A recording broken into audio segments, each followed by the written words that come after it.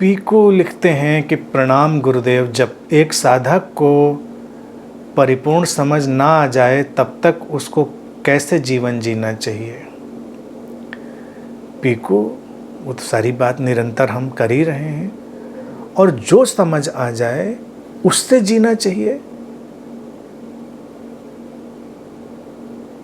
जो समझ है उसके हिसाब से, और हमारे पास इस मोमेंट की अपनी टोटल अंडरस्टैंडिंग ही है।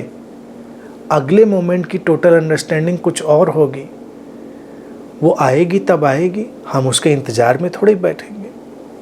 हमारे घर में अचानक लाइट चली गई, हमने एक कैंडल जलाई, तो हमने कैंडल में अपना काम शुरू किया, अपना जो भी दैनिक घर का काम था सब आगे बढ़ाया।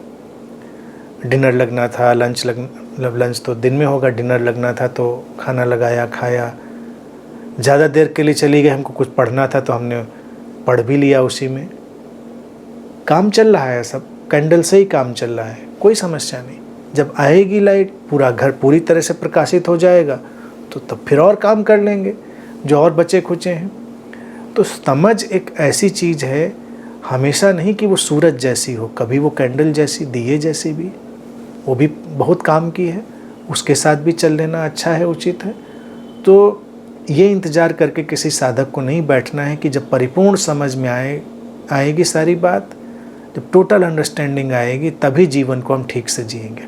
हम अभी ठीक से जिएंगे, अभी हमारे पास जो सर्वोत्तम समझ है, जो हमारे पास सर्वोत्तम आंतरिकता है, जो हमारे अंदर का एसेंस है, सार है, उस सर्वोत्तम, उस बेस्ट के साथ हम जिएंगे। और हर क्षण का जो सर्वोत्तम है वो बदलता रह सकता है। जो इस क्षण का सर्वोत्तम है, हमारे भीतर का बेस्ट, वो अगले क्षण के सर्वोत्तम से कुछ अलग हो सकता है। तो हम उसका इंतजार नहीं कर रहे, हम इस क्षण के सर्वोत्तम के साथ।